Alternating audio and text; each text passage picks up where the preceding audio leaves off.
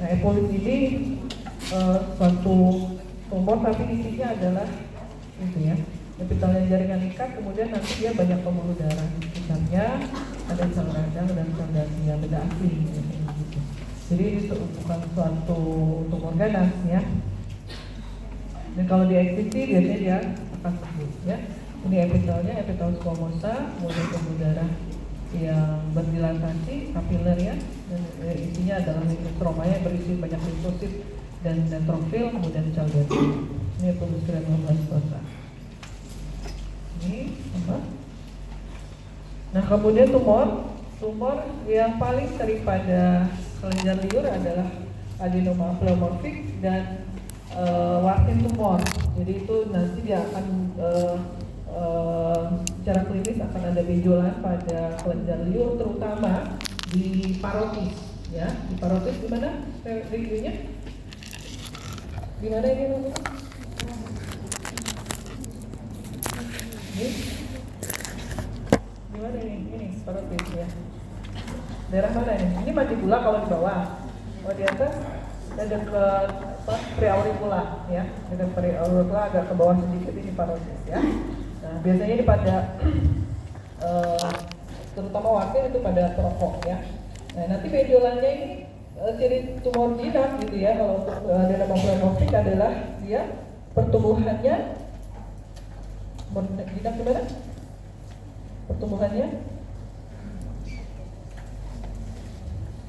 Pertumbuhannya sunyi,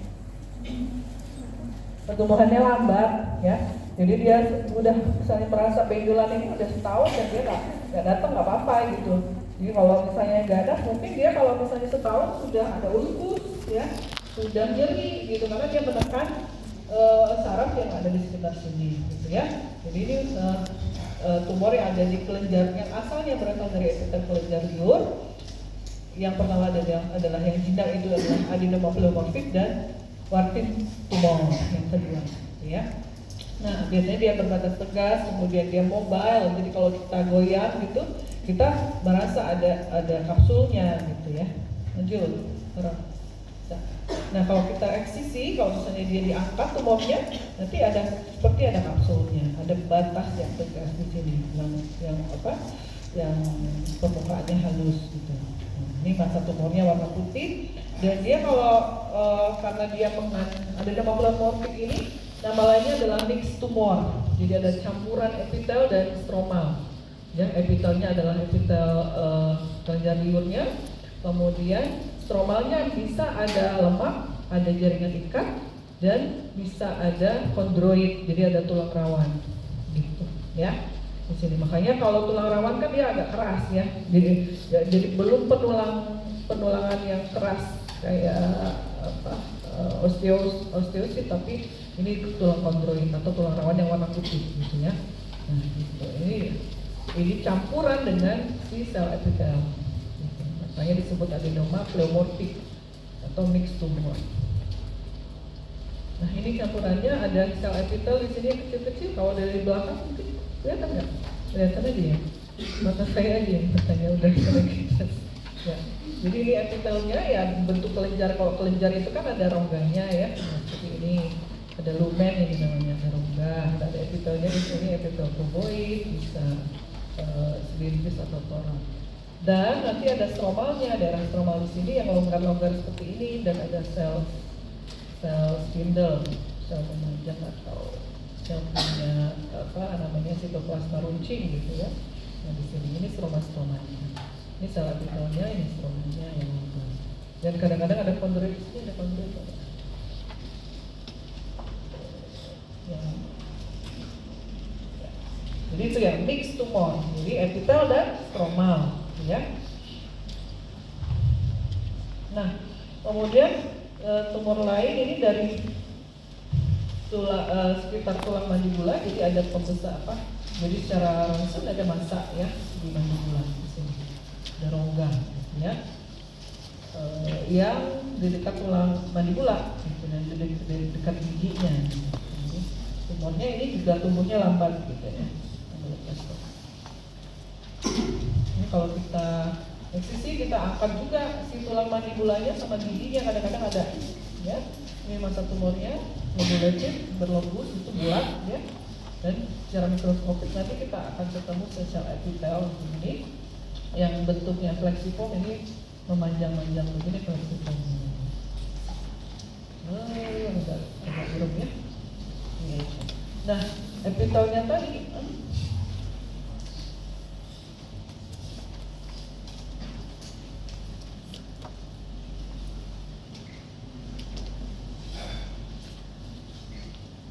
balik lagi kan? Nah, ini epitel odontogenik ya. Epitel odontogeniknya nanti membentuk massa tumor, dan di epitelnya ini ada bentukan seperti fleksiform, jadi dia bercabang-cabang itu. Dan epitel odontogenik ini berada di tepi, jadi dia bentuknya palisanding. Mengelilingi ada sel stelat di sini, sel bentuk bintang stelat ini yang longgar. Jadi ini tumor jinak pada mandibula biasanya, ya. Lanjut. Nah. Ini epitelnya, kondisinya agak buram ya. Di sini dari sel-selatnya, ini yang palisandingnya tadi, ini sel-selatnya. Ini tumor jinak juga, ya. Dari epitel odontogenik. Oke. Yang tadi ada adenoma filomorfik, ini wartin tumor dari kelenjar liur, ya. Wartin tumor ini juga sama, bisa di parotis, bisa di submandibula. Yang ini submandibula ya. Nah, bisa satu saja atau kedua dari kelenjar liur. Ini tumor jinak juga ya. Lanjut. Nah, kalau kita potong dari massa tumornya akan bentukan kistik seperti ini, kistik dan papiler. Lanjut. Nama lainnya adalah papillary adenoma lymphomatosum. Jadi nama lain ini menunjukkan isi dari si tumornya. Jadi dia bentukannya ada papiler, kemudian bentukan kista. Tadi kan ada berongga ya, kista. Kemudian lymphomatosum, ada sel seperti limfoma katanya. Pada itu sel-sel limfoid ya. Nah, sel-sel limfoid atau juga dia bilang adenolymphoma, ada selnya dan ada sel limfoidnya. Tapi bukan ganas ini adenolymphomanya, atau nama lainnya adalah cis-adenolymphoma, kista adenolymphoma. Jadi ini ya, kita sebut sebagai tumor wartin ya. Cirinya gampang ini. Ini ada struktur papilernya, papil ya, tonjolan gitu. Ini tonjolan papil yang dilapisi oleh epitel yang punya sitoplasma banyak, yang positif dan sel basal. Nah, ini yang nanti lapisan papilnya ini ada epitel. Nah, kemudian ada sel limfoidnya, limfosit banyak di sini gitu ya. Nah, kalau misalnya dia di sini yang limfosit ini kalau dia proliferasi ada aberran mutasi, bisa terjadi keganasan dari tumor wartin yang namanya yang berasal dari limfoidnya ini akan berproliferasi bisa menjadi limfoma maligna. Limfoma tumor padat ganas berasal dari limfoid. Jadi limfoma maligna. Kalau wartin tumor sendiri adalah tumor yang jinak dari kelenjar liur ya. Ini juga gambarnya. Ini tadi yang papilnya tadi ya. Papilernya tadi ada sel onkositik, kemudian ada sel limfoid. Ini wartin tumor jinak ya, tumor jinak dari kelenjar liur. Lanjut. Nah, ini sama. Nah, kemudian kita lanjut ke gaster, ulcus gaster ya. Ulcus gaster secara klinis mungkin dia bisa terjadi nyeri ya, nyeri ulu hati gitu ya, apa ini? Bisa melena, hematogenesis enggak? Jadi ulcus gaster ini di gaster ya. Ini karena ada ketidakseimbangan asam di dalam dalam gaster, bisa terjadi mengiritasi mukosa dari gaster. Ini epitel gaster yang normal, epitel lambung yang normal ya. Kalau bisa kita ambil dari kardiak, dia seperti ini kelenjarnya. Ya, nah nanti dulu. Nah, kalau epitel yang normal dia kan akan nyambung ya, di permukaannya itu semuanya epitel, ya. Karena ini ada iritasi pada permukaan epitel, dia bisa terjadi, atau infeksi dari Helicobacter, ya, Helicobacter pylori, ini akan terjadi ulkus. Ulkus ini tidak nyambung epitelnya, jadi ada apa ya, discontinue ininya. Jadi antar epitelnya nggak nyambung, ya, ini ada jaringan nekrosis, ya. Harusnya epitel dia jadi berganti jaringan nekrosis, ada limfosit dan neutrofilnya, gitu, ulkus. Lanjut. Nah, kadang-kadang ulkus gaster ini bisa sampai, kalau misalnya dia tidak ditangani dengan baik, bisa terjadi perforasi gasternya, ya. Kalau ulkus tadi kan nekrosis, ya. Nekrosis itu kalau ulkus bisa hanya sampai di mukosa, tapi dia bisa perforasi sampai ke muskularis, ya. Dari mukosa ke muskularis baru serosa, ya. Nah, ini kan neutrofilnya ini sudah sampai masuk ke dalam, ini bisa perforasi. Nah, ini ulkusnya tadi, yang nggak ada epitel kelenjarnya. Oke, ini ulkusnya, maksudnya ada jaringan nekrosis dan neutrofil dan limfositnya. Lanjut. Langsung appendix, ya, enggak ada.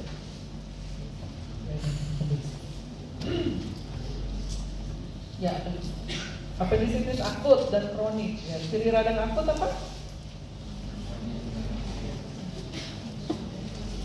Infiltrasi radangnya adalah radang yang berperan pada akut biasanya adalah secara umum neutrofil.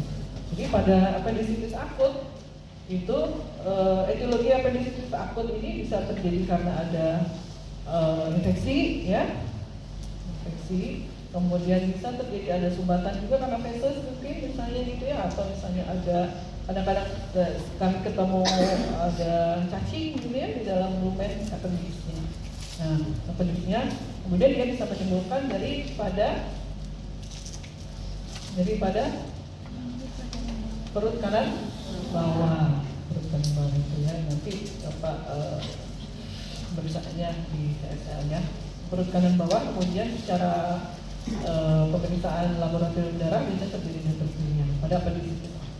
Nah, ciri radang akut ya biasanya ada sembab, ya, membengkak appendixnya, ya, kemudian ada hiperemi pembuluh darahnya, dan sel radangnya adalah sel radang neutrofil. Nah, ini epitelnya, epitel permukaan dari appendixnya. Nah, dan ini akut, ya, karena adanya filtrat neutrofil. Yang neutrofil yang dia ada bersegmen, ya, intinya. Lanjut. Ini pointer ini nggak jelas, ya. Epitel pointer. Nah, ini. Nah, ini kalau misalnya mau lihat secara keseluruhan bagaimana appendix itu dari pembesaran kecil, ya. Jangan langsung ke 40, nggak ketemu nanti gitu, ya. Ini epitel mukosa appendixnya, dan biasanya ada Peyer's-nya, di sini ada lymphoidnya, dan ini yang kronik, ya. Yang kalau kronik dia isinya adalah limfosit saja. Limfosit sampai ke serosanya limfosit, ya. Lanjut. Di limfosit saja. Biasanya kalau appendicitis kronik di sini nggak ada ulkusnya, nggak ada jaringan nekrosisnya, nggak ada neutrofil. Tapi kalau yang kronik ini utuh, mukosanya masih bagus, ya. Maksudnya masih bagus, dan infiltrat radangnya adalah hanya limfosit. Lanjut. Loncat-loncat. Tidak, apa-apa. Kemudian colitis tuberkulosa ini pada colitis tuberkulosa mungkin punya ciri secara klinis mungkin mirip sama kanker kolon, ya, dia badannya kurus, nggak bisa makan gitu, nafsu makannya menurun, kemudian demamnya hilang timbul gitu, ya. Tapi ini adalah tuberkulosa yang ekstraparu gitu. Nah, tuberkulosa ekstraparu bisa terjadi di kolon, bisa terjadi di mana lagi? Tulang, ya, di tulang, kemudian bisa di kulit, bisa di ovarium, dan di mana-mana. Dan cirinya sama sebenarnya secara histologi adalah adanya terbentuk tuberkel. Nah, tuberkel ini kalau misalnya pada colitis tuberkulosa biasanya nekrosis perhijauannya nggak dominan gitu. Kita jarang menemukan nekrosis perhijauan pada colitis tuberkulosa. Yang dominan di sini adalah sel Darvia Langhans-nya. Ya. Tuberkel yang sesungguhnya kan tadi ada nekrosis perhijauan yang di sentral, kemudian dikelilingi oleh limfosit, sel epiteloid, ya, sel histiosit yang mirip epitel, dan sel Darvia Langhans. Nah, kalau ini kita ketemu sel darah yang khas, ada histiosit epitelit yang tersebar gitu ya, dan limfosit saja gitu. Jadi proses pertiduannya nggak nyata gitu. Lanjut. Nah ini ada sel darah yang khasnya. Lanjut. Ini malah nggak jelas ya. Nah jadi ada tubuh ini yang mungkin kecilan gambar ya. Jadi ada kadang-kadang juga ada nekrosis tapi tidak. Nah, ini tuberkulnya. Ini limfositnya agak pucat deh, agak kemerahan deh ya. Ada limfosit di sekelilingnya, ada sel darah. Lanjut. Yang amoebiasis kolon, ini amoeba ada kolon. Jadi dia ada usus ya. Lanjut. Jadi epitel kolon, epitel usus besarnya, dan ada nekrosis di sekitarnya. Dari sini bisa kita ketemu amobanya. Amoeba biasanya dia berkoloni ya, berkelompok. Gitu. Ini masih epitelnya. Amobanya ini yang agak besar, yang punya sitoplasmanya lebar.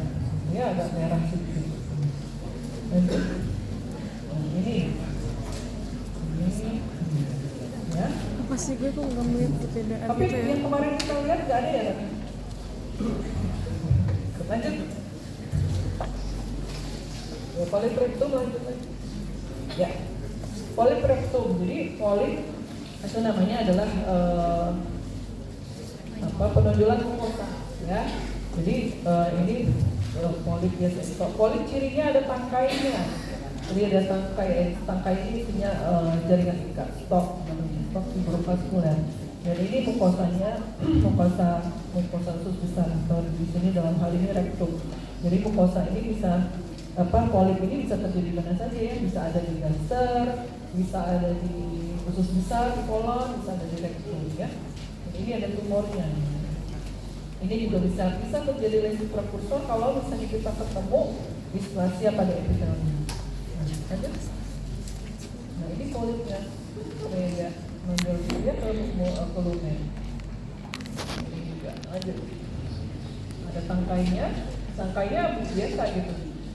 Nah kalau polip ini kita akan identifikasi dia apakah adenoma atau karsinoma. Lanjut. Nah ini namanya polip adenoma. Kalau polip adenoma berarti dia masih jinak, ya. Masih jinak. Kita lihat epitelnya hanya selapis, gitu ya. Kelenjar di submukosanya ada kelenjar, tapi kelenjarnya masih baik, gitu. Masih ya nice, maksudnya nggak melotot ke kita, gitu ya intinya. Nah ini masih baik sekali. Sitoplasmanya juga masih jernih, gitu ya. Ada musinnya, gitu ya. Kalau di rektum kan memang dia kelenjar yang menghasilkan lendir gitu ya. Ini sebetulnya masih normal gitu. Ini yang polip adenoma. Tapi adenoma ini kita bagi lagi displasia, ringan, sedang sampai berat. Jadi perjalanan karsinoma pada rektum itu bisa dimulai dengan sindrom poliposis ya pada kolon gitu ya. Nah, sindrom poliposis itu tadi nanti bisa punya perkembangan misalnya dari adenoma yang displasianya hanya ringan, jadi ada perubahan epitelnya ringan, kemudian bisa ke displasia sedang, displasia berat, baru menjadi adenokarsinoma gitu ya. Kalau yang ini polipnya masih isi dari polipnya adalah sel-sel yang jinak, makanya disebut adenoma ya. Lanjut. Nah, kalau sudah ada karsinoma ini bentuknya seperti ini. Ini masa tumornya seperti ini, dan dia akan di staging nanti. Kalau misalnya sudah karsinoma, kita akan melakukan klasifikasi berdasarkan stadium. Klasifikasi berdasarkan stadium itu biasanya dimulai sudah tutup ya. Jadi kamu nggak perhatiin kalau saya tanya stadium gimana cara menentukan stadium? Stadium pada karsinoma. Secara umum aja stadium itu dari mana? Beda kan caranya. Sebenarnya itu kan kalau yang di adenoma sama adenokarsinoma itu kan dia itu perjalanannya dari jinak ke ganas. Dia kalau yang yang di awalnya adenoma, dia adenoma itu dia lapisan epitelnya cuma lapis-lapis itu. Terus kalau dia menjadi adenokarsinoma, dia lebih berlapis-lapis, terus lebih banyak kayak limfoidnya itu kayak lebih banyak gitu dok. Pokoknya dia lapisannya itu jadi lebih berlapis-lapis gitu dok. Tanya saja apa sih? Jadi kalau mau menjawab sesuatu, pahami dulu pertanyaannya apa, gitu ya. Pertanyaan saya tadi apa? Staging. Pertanyaannya apa tadi? Stadium. Jawabannya tadi apa?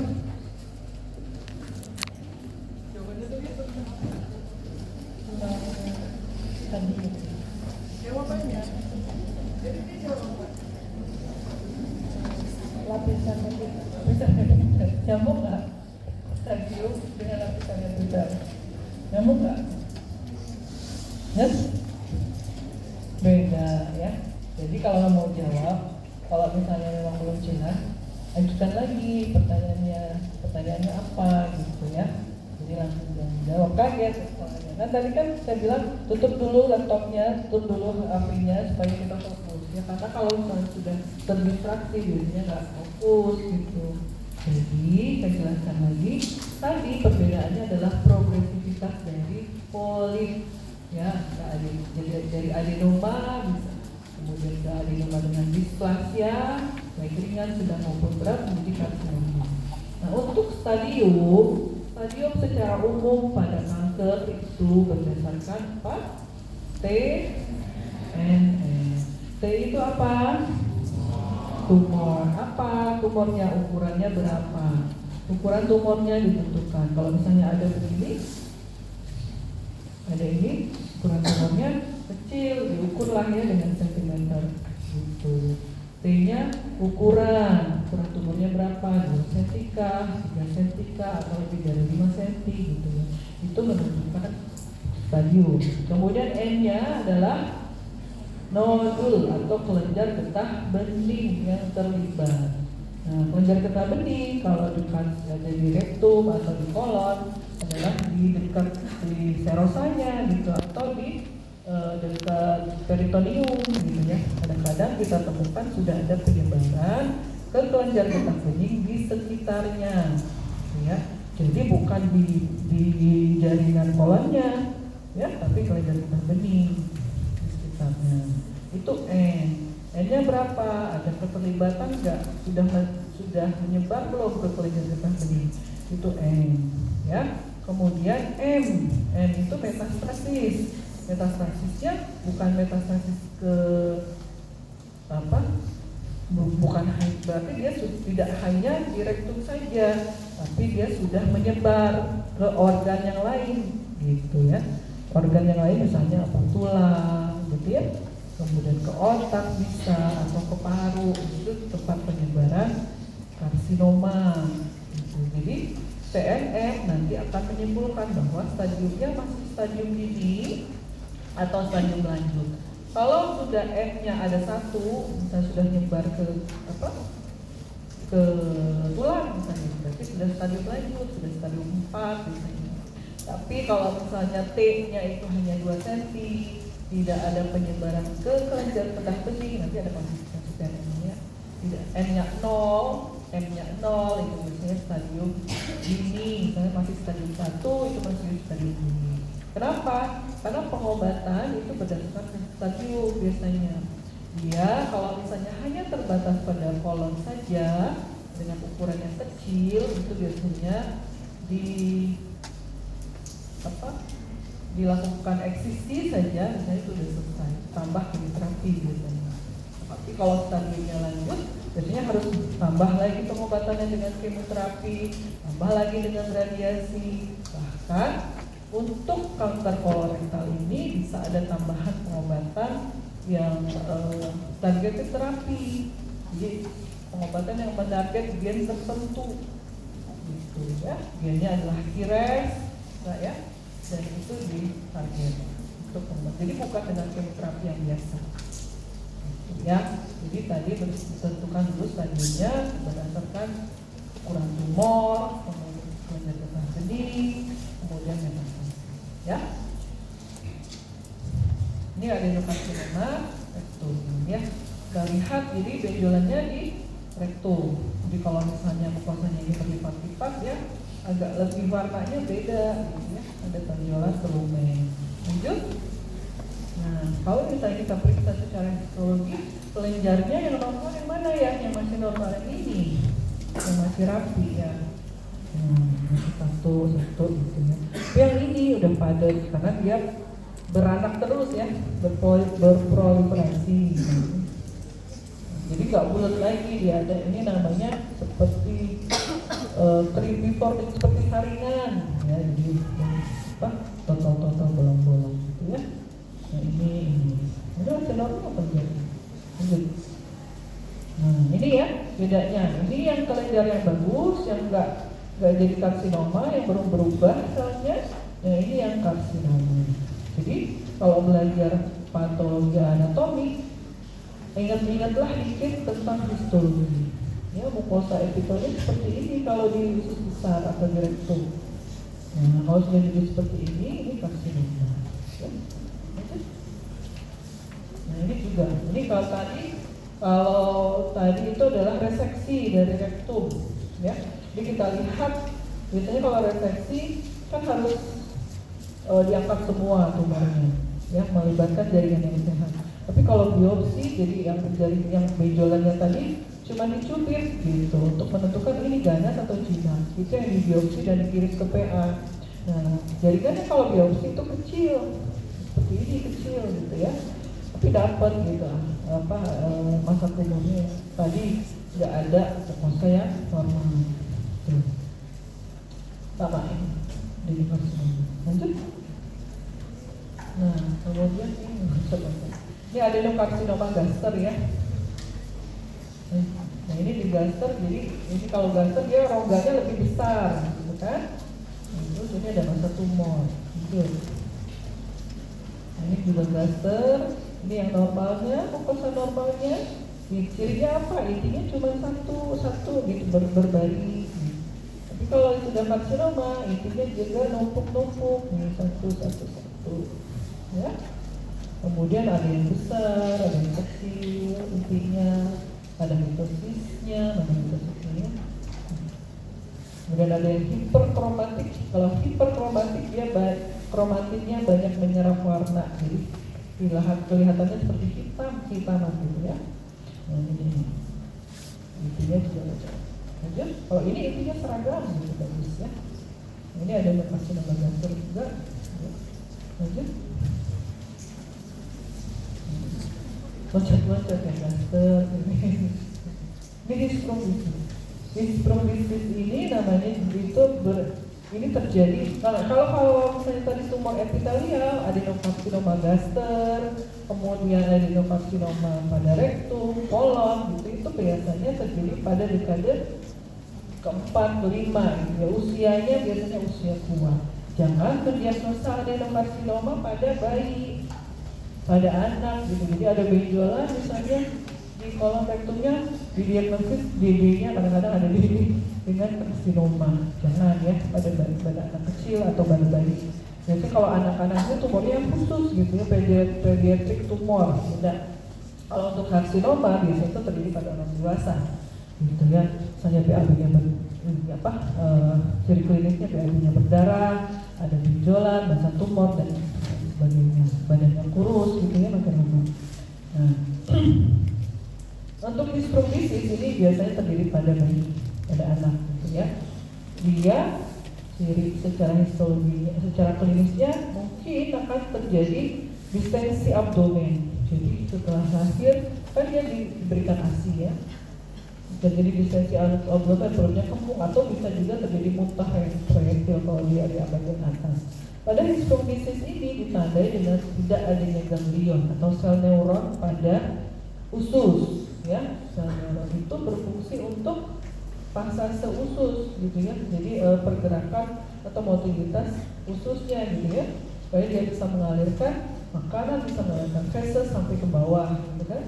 Kalau dia tidak punya ganglion, maka pasase itu atau gerakan peristaltik usus itu terhenti. Ya, benar nggak kalau nggak ada sel neuronnya? Gerakan pasase ususnya terhenti, kemudian dia nggak melanjutkan pasase atau makanannya atau festusnya nggak diproses sampai ke bawah, gitu ya, makanannya nggak diproses sampai ke bawah dan terjadilah penumpukan pasifnya, penumpukan apa? Karena dia di atas, gitu.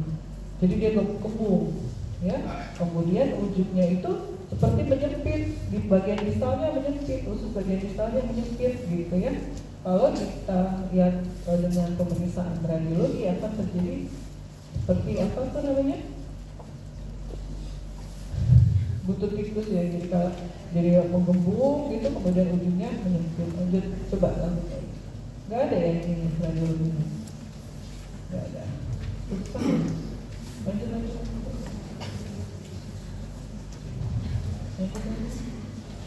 Ya, jadi gini. Jadi mukosa itu kan ini mukosanya kolon atau rektum ya. Nah, di sini biasanya ada sel di submukosa, biasanya ada sel ganglion. Kemudian kan abis submukosa ada muskularis ya. Masih ingat ya psikologi? Ada muskularis ya, ototnya ya, otot di ususnya itu. Di dalam muskularis itu juga ada ganglionnya, ganglion intermuskularis dan ganglion submukosa, ganglion Auerbach dan Meissner. Gitu. Nah, pada histrognosis ini ganglionosis, jadi ganglionnya nggak ada, di pasase ususnya nggak ada. Gimana kita cari lihat ganglion? Ganglion itu normal pada bisa kita temukan tadi di sepanjang usus kan, di appendix juga ada. Jadi lihatnya di appendix aja gitu, coba lihat ganglion ada nggak? Nggak ada ya? Nggak ada. Nanti coba searching nanti ganglion itu kayak sel neuron yang besar gitu ya, ada intinya bulat dan ada anak inti di dalamnya. Jadi intinya agak lebih besar daripada yang lain. Kalau misalnya kita ketemu di muskularis, biasanya dia lebih pucat, ya. Kan kalau usus depan, otot kan dia merah ya. Nah itu di antara otot itu ada sel ganglion, secara normal ada, gitu ya. Nah, tapi pada bayi ini itu nggak ada ganglion, baik di submukosa maupun di intermuskularis. Lanjut. Ini kalau misalnya nggak ada ganglion, otomatis sel sarafnya itu akan berusaha gitu ya, untuk bergerak gitu. Nah, sehingga sel sarafnya nanti akan banyak gitu. Sel saraf yang ini ya, sel Schwann-nya ini akan banyak. Lanjut.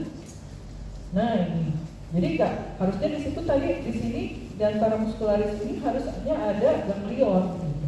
Harusnya ada sel yang besar gitu, ada anak inti, tapi di sini nggak ada. Di dalam kelompokan ini ya, ini sel ini ganglion lubung sarafnya. Harusnya ada neuronnya di sini gitu, 1 atau 2 gitu. Nah, karena dia nggak ada, berproliferasi lah ada lubung sarafnya di sini. Gitu, ya. Lanjut. Nah, ini strom, ini mukosanya, ini menunjukkan nggak ada ganglionnya. Lanjut. Ya. Pada hepar. Nah, kita ada beberapa jaringan hepar, yang hepatitis kronis aktif, kronik persisten, sama satu lagi apa lagi? Sirosis hepatis dan hepatoselular karsinoma ya. Hepatitis kronik aktif ini bisa karena infeksi baik hepatitis virus ya, kemudian karena sebab lainnya gitu. Hepatitis virus yang bisa menyebabkan kronik aktif adalah hepatitis B ya, B, C atau yang lainnya, bukan hepatitis A. Ya, kalau hepatitis A biasanya tidak sampai menyebabkan hepatitis kronik aktif. Gitu. Seharusnya nggak ada. Nah, pada hepatitis kronik aktif kita akan menemukan sel hepatosit yang berdegenerasi, balonnya dia membesar. Ya, membesar. Baru kira-kira. Kalau secara normal kan si struktur hepar itu ada segi enamnya ya. Di enamnya itu kan ada hexagonalnya itu, di tengahnya itu ada apa? Ada vena centralis, kemudian tepinya ada segitiga porta, ya kan, mengalirkan untuk metabolisme ya. Nah, di dalam vena kemudian di tengah kan ada vena centralis tuh ya. Kemudian sel heparnya biasanya tersusun berbaris rapi gitu ya. Gitu. Nah tapi di sini ada infiltrasi sel radang limfosit gitu. Baik di dekat di segitiga portanya maupun di lobulusnya. Di lobulus itu maksudnya di antara sel heparnya ya. Gitu. Nah nanti sel heparnya kita ketemu yang mengalami degenerasi ballooning besar gitu. Di sini ada infiltrat limfositnya. Tuh,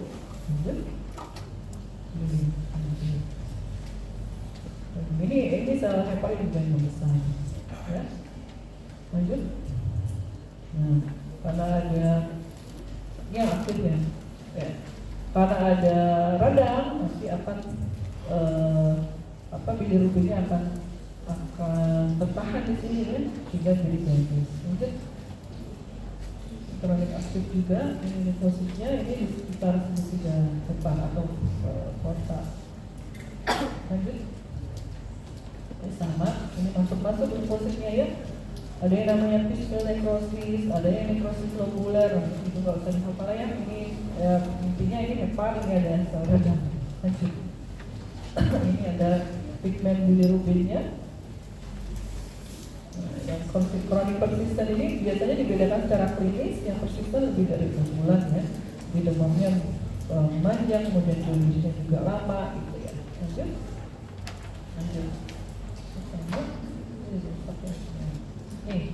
Ini lobulus heparnya, ini limfositnya masuk ke dalam sini. Harusnya ini bersih ya, nggak ada limfosit. Jadi kadang-kadang jadi kalau di PA itu biasanya harus dengan data klinis yang lengkap. Jadi kalau kita mau menentukan apakah ini memang hepatitis atau bukan, biasanya ada pemeriksaan serologi dulu, gitu ya. Baru kita periksa secara histologi. Jadi kalau misalnya ada penelitian ujuk-ujuk langsung kerusakan hepar itu saya juga tidak mengenal gitu ya.